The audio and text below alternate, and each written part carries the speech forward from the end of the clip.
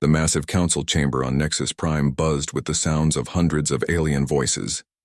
Representatives from 847 different species filled the curved seats that stretched up toward the domed ceiling. Each species looked different from the others. Some had scales, others had fur. Some breathed oxygen, while others needed special breathing masks. But today they all shared one thing in common. They were all talking about the humans. Commander Jake Morrison stood in the center of the chamber. He was the only human in the room. His dark blue uniform looked simple compared to the fancy robes and strange clothing worn by the aliens around him. But Jake stood straight and tall. He did not look scared even though he was surrounded by beings who could destroy his entire planet with a single order. The Galactic Assembly had ruled this part of space for over 10,000 years. They made the laws. They decided which species could travel between stars and which ones had to stay on their home planets. They controlled trade routes and settled disputes between different worlds. No one had ever said no to them before. Ambassador Zethkri stood up from his seat on the high platform. He was a tall reptilian creature with green scales that caught the light from the chamber's glowing ceiling. His yellow eyes looked down at Jake with what humans might call disgust. When he spoke, his voice echoed through the chamber using translation devices that turned his words into every language known in the galaxy. "Human Morrison," Zethkri said, his forked tongue flicking out between his words. "Your species has been given a great honor. The Assembly has allowed you to join our galactic community. We have shared our knowledge with you. We have given you the gift of faster-than-light travel. We have opened trade routes that have made your primitive world rich." Jake said nothing. He knew what was coming next. "But your species has become ungrateful," the reptilian ambassador continued. "You have built warships when we told you to focus on trade vessels. You have established military bases in star systems that do not belong to you. You have refused to follow the population control protocols that keep the galaxy peaceful." Murmurs filled the chamber. Many of the alien representatives nodded their heads or made whatever gesture their species used to show agreement. The humans had been trouble from the moment they discovered how to travel faster than light. That was only 50 years ago. But already they had spread to dozens of star systems. They built colonies faster than any species in recorded history. They made babies at a rate that worried the older civilizations, and worst of all, they built weapons. "The Assembly has been patient," Zethkri said, his voice getting louder. "We have sent warnings. We have tried to guide your species toward a more civilized path, but you humans seem incapable of learning your place in the galactic order." Jake finally spoke. His voice was calm and clear. "And what place is that, Ambassador?" The question seemed to surprise Zethkri. "Your place is to follow the rules that have kept this galaxy peaceful for 10 millennia. Your place is to accept the wisdom of species that mastered space travel when your ancestors were still living in caves." "I see," Jake said. "And if we refuse?" This time, a different alien stood up. This one looked like a giant insect with 4 arms and compound eyes. When it spoke, its voice sounded like buzzing mixed with clicking sounds. "Then your species will face corrective action," the insect said through the translation system. Jake looked around the chamber. Hundreds of alien eyes stared back at him. Some looked angry. Others looked curious. A few looked almost sad, but none of them looked friendly. "The Assembly has reached a decision," Zethkri announced. "The human species will have 30 standard galactic days to comply with the following demands. First, all human military vessels will return to the Sol system immediately. Second, all human colonies beyond your home system will be placed under Assembly oversight. Third, your species will accept a permanent Assembly garrison on your homeworld to ensure future compliance." The chamber fell silent. Even the background hum of the air circulation system seemed to pause. "And if we refuse these demands?" Jake asked. "Then the Assembly will have no choice but to treat humanity as a rogue species," Zethkri replied. "Your colonies will be occupied by Assembly forces. Your homeworld will be blockaded.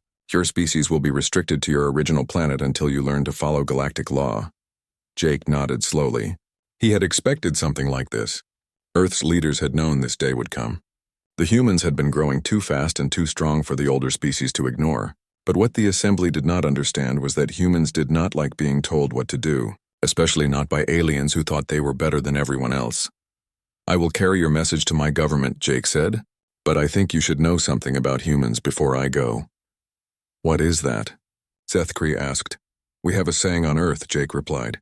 "It goes like this: give me liberty or give me death. We would rather die free than live as slaves." Some of the aliens in the chamber made sounds that the translation system could not convert. Others shifted uncomfortably in their seats. A few began talking to their neighbors in worried voices. "You would choose war over peace?" the insect ambassador asked. "You would choose destruction over prosperity?" Jake looked directly at the creature. "We would choose freedom over chains. Every time." He turned and walked toward the exit. His footsteps echoed in the now quiet chamber. No one tried to stop him. No one said another word until he was gone. After Jake left, the chamber erupted in noise.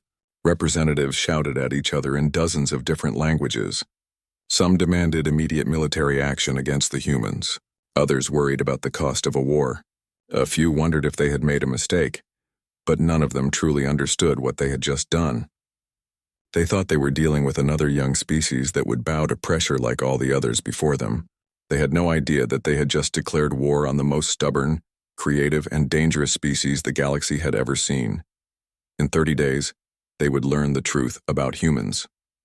And the galaxy would never be the same again. Jake Morrison's ship dropped out of faster-than-light travel at the edge of the Sol system. Earth hung in space ahead of him like a blue and white marble. It looked so peaceful from here, so small and quiet.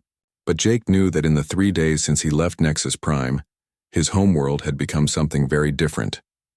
As his ship moved closer to Earth, Jake saw the signs of change everywhere. Massive shipyards that had been empty a week ago now buzzed with activity. Thousands of workers in spacesuits crawled over the hulls of warships like ants on a hill. Supply ships moved between Earth and the Moon in endless streams. Even from this distance, Jake could see the glow of welding torches and construction lasers working around the clock. "This is Earth Control," a voice said over his radio. "Commander Morrison, you are cleared for immediate landing at Geneva Spaceport. The President is waiting for you." Jake guided his ship through Earth's atmosphere. Below him, he could see more signs of preparation. Military bases that had been quiet for decades were now alive with movement. Troop transports lifted off from landing pads every few minutes. Tank factories that normally made farming equipment were now building armored vehicles. The entire planet was transforming itself into a fortress. At Geneva Spaceport, a black car waited for Jake on the landing pad. The driver was a young woman in military uniform who saluted as he climbed into the back seat. "How bad is it, Lieutenant?" Jake asked as they drove through the city. "Bad enough, sir," the woman replied. "The Assembly sent their ultimatum to every news network in human space. People are scared, but they're also angry, really angry." Jake could see what she meant. The streets were full of people carrying signs that said things like, "Earth will never surrender and humanity first." Groups of young men and women stood in long lines outside military recruitment centers. Even children were helping by collecting scrap metal for the war effort. The car pulled up in front of the global government building. Jake took an elevator to the top floor where President Kevin Brooks was waiting in the Situation Room. The president looked like he had not slept in days. His gray hair was messy and his eyes were red from staring at computer screens. "Jake," the president said, standing up to shake his hand. "Thank God you're back. Tell me everything." Jake spent the next hour describing his meeting with the Assembly. He told the president about the demands and the threats. He explained how the aliens looked at humans like they were children who needed to be punished. 30 days, President Brooks said when Jake finished. "They really think we'll just roll over and give up everything we've built." "That's exactly what they think," Jake replied. "They've never dealt with a species that said no to them before." Admiral Lisa Carter entered the room carrying a thick folder full of papers. She was a tall woman with short black hair and eyes that seemed to see everything at once. She had been in charge of Earth's military for 5 years. But she looked older today than Jake remembered. "Mr. President," Admiral Carter said, "I have the preliminary numbers you requested." "How many ships do we have?" the president asked. "Right now, about 800 combat vessels of various sizes, but the shipyards are working overtime. Give us 3 weeks and we'll have over 1,500 ships ready for battle." "And how many ships does the Assembly have?" Admiral Carter's expression grew grim. "Conservative estimate? 50,000 warships, maybe more." The room fell silent. The numbers were not good. Even if every human ship was twice as good as an alien ship, they would still be outnumbered 30 to 1. "There's something else," Admiral Carter continued. "Dr. Amanda Torres from the Weapons Research Division wants to brief you on some new developments." Dr. Torres entered the room a few minutes later. She was a small woman with wild hair and clothes that looked like she had slept in them. She carried a tablet computer and kept glancing at it like it contained the secrets of the universe. "Mr. President," she said, barely looking up from her screen, "I have good news and bad news." "Give me the bad news first," President Brooks said. "The bad news is that assembly weapons are more advanced than ours. Their energy shields are stronger and their plasma cannons hit harder than anything we have." "And the good news?" Dr. Torres finally looked up and smiled. It was not a nice smile. It was the kind of smile that made people nervous. "The good news is that humans are really good at finding new ways to kill things."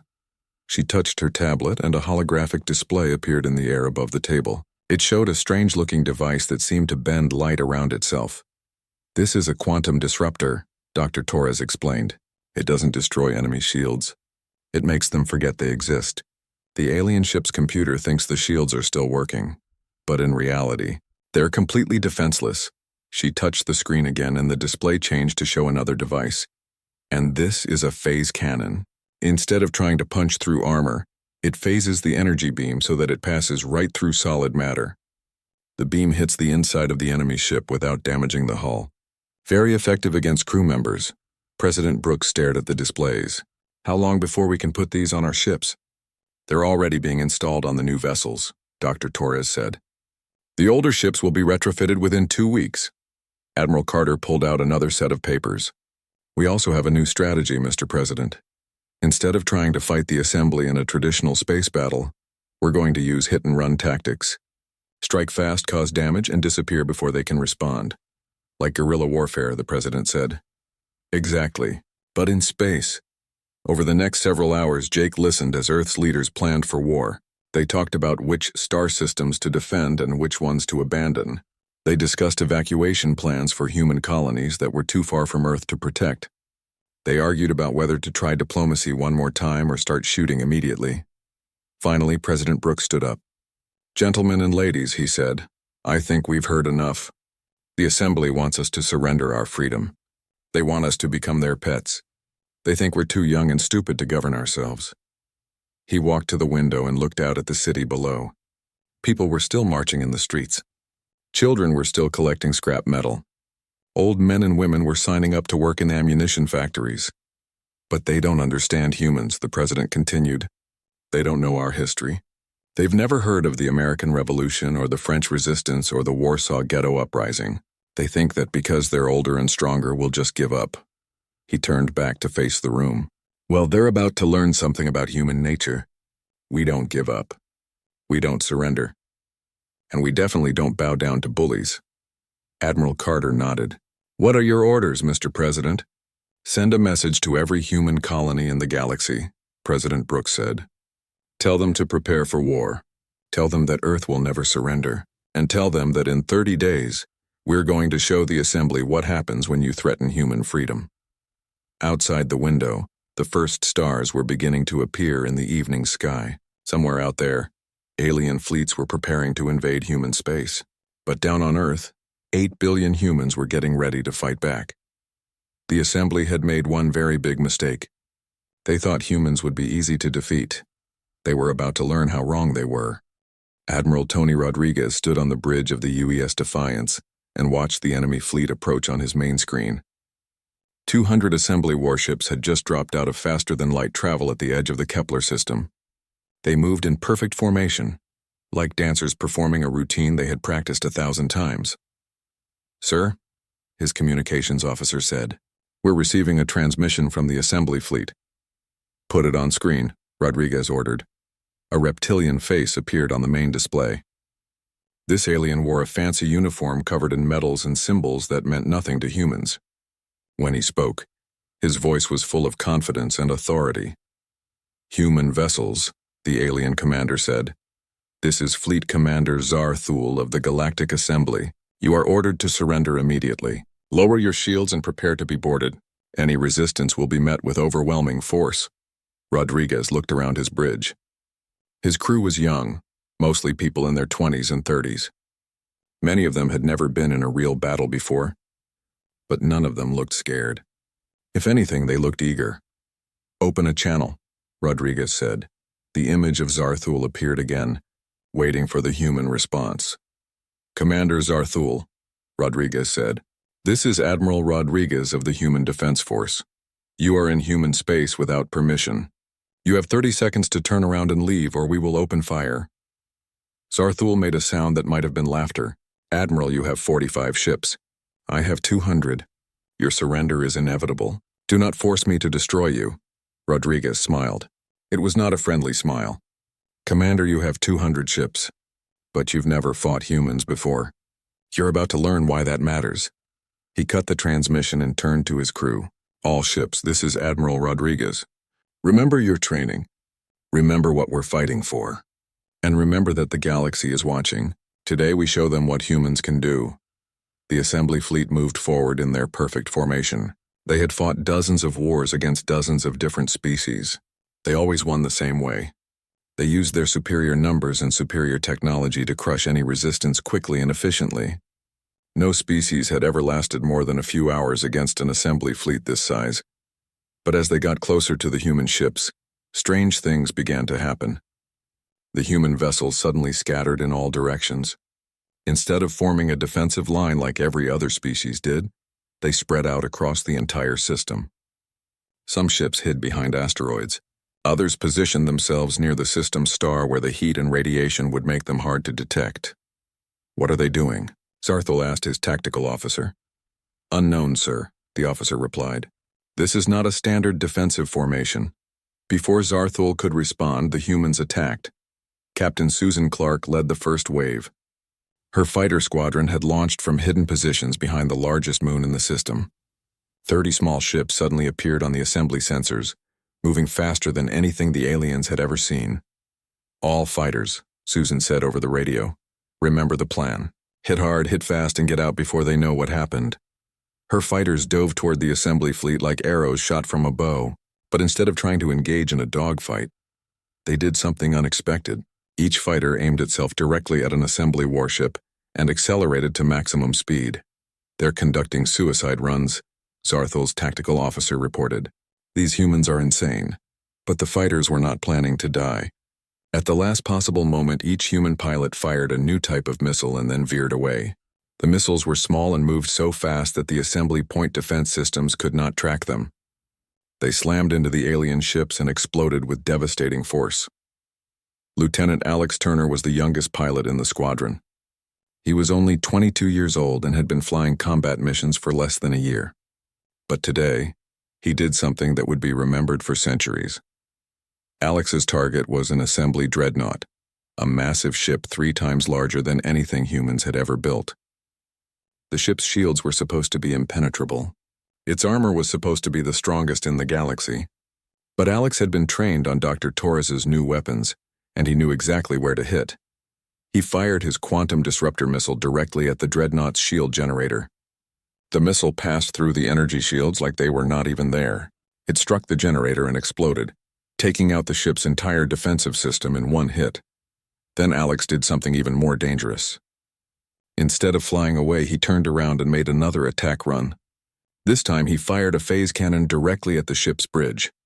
The energy beam passed through the dreadnought's armor without leaving a mark. But everyone inside the command center simply collapsed and died. A ship that was supposed to be unsinkable was now floating dead in space. Impossible, Zarthul whispered as he watched his most powerful warship go dark. But the humans were not finished. Admiral Rodriguez had divided his fleet into small groups that attacked from different directions. While the assembly ships tried to respond to the fighter attack, human destroyers appeared from behind asteroids and fired at close range. When the aliens turned to face this new threat, human cruisers attacked from the opposite direction. The assembly fleet tried to maintain their perfect formation, but the humans made that impossible. Every time the aliens organized themselves into a defensive position, the humans would attack from somewhere unexpected. It was like trying to fight smoke or shadows. Captain Jennifer Walsh commanded a group of human Marines who did something no one had ever tried before. Her ships got close to damaged assembly vessels and actually boarded them. Her Marines fought their way through alien corridors, capturing prisoners and stealing technology. These aliens are tough, Jennifer reported over the radio as her Marines fought hand-to-hand combat with reptilian soldiers. But they're not used to close-quarters fighting. They depend too much on their fancy weapons. The battle lasted for 6 hours.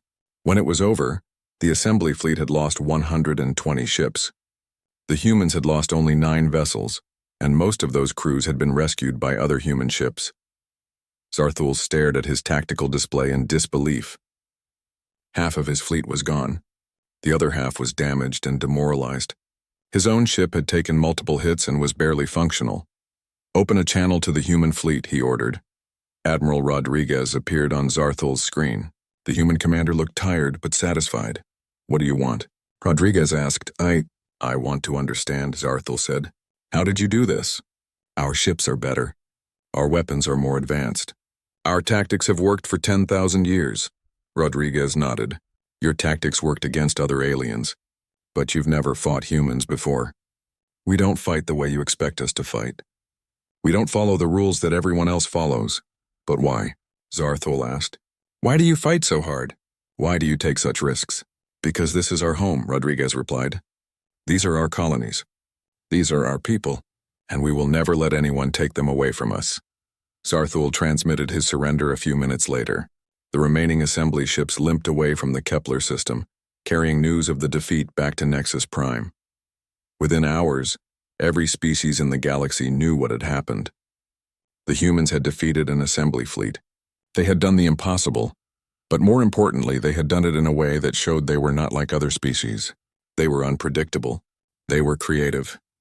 They were willing to take risks that other beings would never consider. For the first time in 10,000 years, the assembly was afraid, and they had good reason to be. General Nathan Price stood in the war room deep beneath the mountains of Colorado. The walls were covered with holographic displays showing star maps, ship positions, and battle reports from across the galaxy. 2 weeks had passed since the victory at Kepler, and the humans had not been sitting idle. "Operation Thunderstorm is ready to begin, sir," reported Colonel Marcus Webb. The Special Operations Commander looked like he had not slept in days, but his eyes were bright with anticipation. Price nodded and looked at the massive display showing 12 different star systems. Each one was marked in red, indicating assembly control, but not for much longer. "Remember," Price said to the room full of officers, "this is not about conquest. This is about sending a message. We want the assembly to understand that humans can strike anywhere, anytime. We want them to know that nowhere in their territory is safe." Captain Jennifer Walsh stepped forward. Her marine assault gear was black and sleek, designed for boarding actions and ground combat. "My teams are ready, General. We've been practicing on mock-ups of assembly stations for weeks." "And the new ships?" Price asked. Commander Daniel Gray consulted his tablet. "The stealth destroyers are in position. Assembly sensors can't detect them until they're practically on top of their targets. Dr. Vasquez's team has also finished reverse engineering the captured alien technology." Dr. Elena Vasquez was a small woman with thick glasses and hands stained with chemical burns from her laboratory work. She had spent the last 2 weeks taking apart every piece of assembly equipment the humans had captured. "The aliens are not as advanced as they pretend to be," Dr. Vasquez reported. "Their computers are actually quite primitive. Their shields use old technology that we can easily disrupt, and their weapon systems have several critical vulnerabilities." Price smiled grimly. "Excellent. Signal all fleet commanders. Operation Thunderstorm begins in 1 hour." Across human space, the largest military operation in Earth's history began to unfold. 12 separate fleets departed from hidden bases and moved toward their targets. Each fleet was small, containing only 20 to 30 ships, but each fleet carried new weapons, new tactics, and crews who were angry about the assembly's threats to their homes. The first target was the Vega system, an important assembly supply depot. Admiral Rodriguez led the attack, using the same hit-and-run tactics that had worked so well at Kepler. His ships appeared without warning and struck the orbital facilities before the defenders could respond. But this time, the humans did something new. Instead of just destroying the enemy ships, Captain Walsh's Marines boarded the supply station and captured it intact. Within hours, human engineers were downloading assembly star charts, communication codes, and military databases. "This is incredible," Dr. Vasquez said as she studied the captured data. "The aliens have detailed maps of every system in the galaxy. They know the location of every colony, every fleet base, every industrial center." Commander Gray looked at the information with professional interest, and now we know them too. Similar attacks were happening simultaneously across assembly space. Human fleets struck at mining colonies, communication relays, and military outposts. Each attack was carefully planned to cause maximum damage while capturing valuable intelligence. At the Centauri logistics hub, Captain Ryan Hayes demonstrated the effectiveness of human boarding tactics. His ship, the UES Relentless, disabled an assembly freighter with electromagnetic pulse weapons. Then his crew used cutting tools to breach the alien hull and fought their way inside. The assembly crew surrendered after only 15 minutes of fighting. They had never encountered enemies who were willing to fight inside a damaged spacecraft where one wrong move could kill everyone. These humans are completely insane, one captured alien reported to his superiors. They fight in conditions that would terrify any rational being. But the most shocking attack happened at Proxima Station, a major assembly naval base. A human fleet led by Admiral Lisa Carter herself appeared in the system and immediately challenged the defending forces to open battle. The assembly commander, confident in his superior numbers, accepted the challenge. But when the battle began, the human ships did something unprecedented. They deliberately moved between the assembly fleet and the civilian space station, using the aliens' own people as shields. "You cannot fire on us without hitting your own station," Carter broadcast to the assembly commander. "What will you do now?" The alien commander hesitated. Assembly doctrine called for overwhelming firepower, but he could not use his heavy weapons without destroying thousands of innocent civilians. While he tried to decide what to do, the human ships picked off his vessels one by one with precise, targeted strikes. Within 3 hours, the entire assembly fleet was destroyed. The space station was captured intact, along with 10,000 alien prisoners and enough military equipment to supply a small army. News of the coordinated attacks spread across the galaxy faster than the speed of light. Assembly communication networks carried desperate reports from dozens of systems. Human fleets were appearing everywhere, striking hard and disappearing before reinforcements could arrive. On Nexus Prime, the Assembly Council held an emergency session. The chamber that had been so confident 2 weeks ago was now filled with fear and confusion. "How many systems have they attacked?" demanded Prime Speaker Veltar. 47 so far," replied the military advisor. "And they show no signs of stopping. What about our fleets? Surely we can track down these human raiders." "That's the problem, sir. We don't know where they're coming from. Our sensors detect them only minutes before they attack. By the time our response fleets arrive, the humans are long gone." Ambassador Zethkri stood up from his seat. "This is impossible. Humans are a young species. They should not have this capability." "Tell that to the 3 member species that surrendered this morning," Veltar replied bitterly. The Proxan Collective, the Theta Union, and the Spiral Commerce Guild had all announced their withdrawal from the assembly rather than face further human attacks. They were small species with only a few dozen worlds each, but their defection was unprecedented in assembly history. "If this continues," warned the military advisor, "we could face a complete collapse of our authority. Other species are already questioning whether the assembly can protect them." Back on Earth, President Kevin Brooks addressed the human population via global broadcast. The planet had been transformed over the past month. Factories worked around the clock producing ships and weapons. Every adult had been assigned to some kind of war-related work. Even children were helping by growing food and recycling materials. "My fellow humans," the president said, 3 weeks ago, the Galactic Assembly demanded our surrender. They thought we would bow down to their threats. They thought we would give up our freedom without a fight." The camera showed crowds of people gathered in public squares around the world. Every face showed the same expression of determination and defiance. "But we have shown them what humans do when someone tries to make us slaves. We fight back, we strike hard, and we never ever give up." Cheers erupted from the crowds. Somewhere in the background, someone started singing an old song about freedom that had been popular during Earth's ancient wars. "The Assembly still has more ships than us," the president continued. "They still have more soldiers and more weapons. But they have something we don't have. They have fear." He paused to let that sink in. "They are afraid of us now. They are afraid because they finally understand what they are dealing with. They thought they were fighting another alien species that would follow the same old rules. Instead, they discovered they were fighting humans." The president's voice grew harder. "And humans don't fight like anyone else. We fight dirty. We fight smart. We fight like our lives depend on it. Because they do." The broadcast ended with images of human fleets departing for their next targets. Somewhere in assembly space, alien commanders were looking at their sensors and wondering where the humans would strike next. They would not have to wait long to find out. Admiral Lisa Carter stood on the bridge of her flagship and stared at the massive planet ahead of them. Nexus Prime hung in space like a jewel, its surface covered with gleaming cities and orbital platforms. It was the capital of the Galactic Assembly, the center of their government and the symbol of their power over the galaxy.